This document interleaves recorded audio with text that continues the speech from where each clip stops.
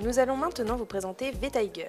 Si vous êtes à la recherche d'un outil CRM de gestion avec une utilisation simple et efficace, accessible depuis n'importe quel endroit, vTiger répondra à vos besoins. Avec ce logiciel, il est possible de gérer des prospects en affichant leur nom, leur origine. On peut gérer des comptes clients en affichant leur nom ou leur adresse mail. On peut gérer des contacts en affichant le nom de la société ou leur adresse. On peut gérer des affaires clients en cours en affichant l'état de la phase de vente ou le numéro de l'affaire. Enfin, on peut gérer des listes fournisseurs avec leur nom ou leur numéro de téléphone. De plus, vous pouvez réaliser des devis.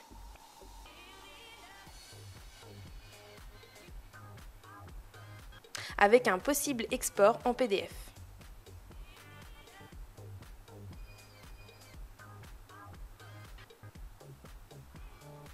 Vous pouvez réaliser des bons de commande et des commandes fournisseurs, avec là encore un possible export en PDF.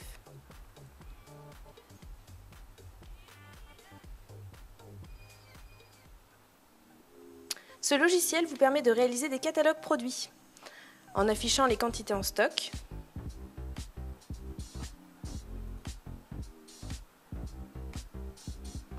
vous pouvez également créer des grilles tarifaires avec des listes de produits disponibles et les prix associés. On peut également gérer des incidents clients dans l'onglet Tickets.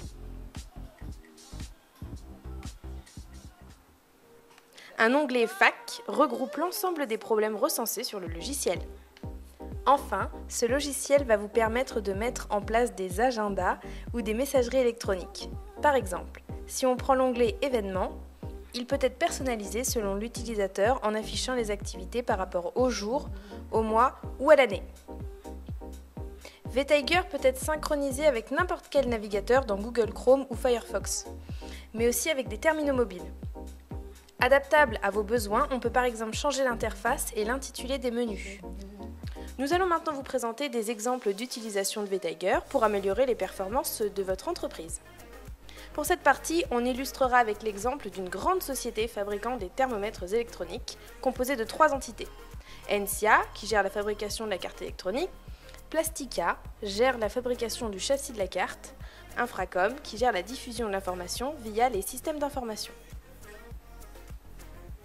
Dans le menu Configuration puis Rôle, on va pouvoir définir les droits hiérarchiques. En fait, nous allons établir un schéma qui décrira la structure de votre société. Chaque rôle sera positionné par rapport à un autre, comme dans la réalité.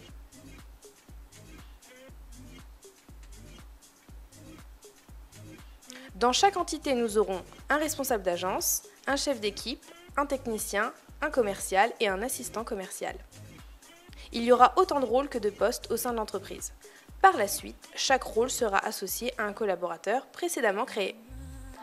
On a créé des rôles représentant différentes fonctions dans une entreprise, du président au technicien.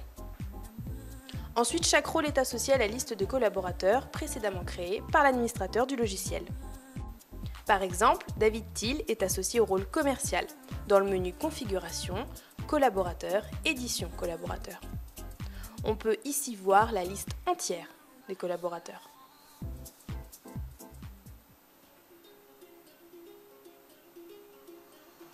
Ensuite, chaque rôle est associé à un profil. Dans le menu Configuration, Profil. Nous allons configurer les droits par profil. C'est ici que nous allons dire qu'un responsable peut créer, supprimer, modifier, consulter un prospect, alors qu'un assistant, lui, ne pourra que consulter par exemple. Vous devez définir les droits complets pour un module et ce pour chaque profil. Une fois fait, une grande partie du travail est effectuée. Les profils doivent réellement correspondre au profil de votre société. Si vous avez des assistants commerciaux, créez un profil assistant commercial. Le reste du paramétrage n'en sera que plus simple.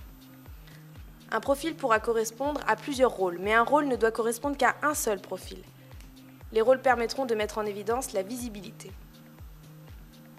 Par exemple, dans la hiérarchie ci-dessus, un chef d'équipe pourra voir tout ce que gère un technicien, la réciproque n'étant pas vraie. De même, le chef d'équipe ne pourra pas voir ce que fait son responsable, et ainsi de suite.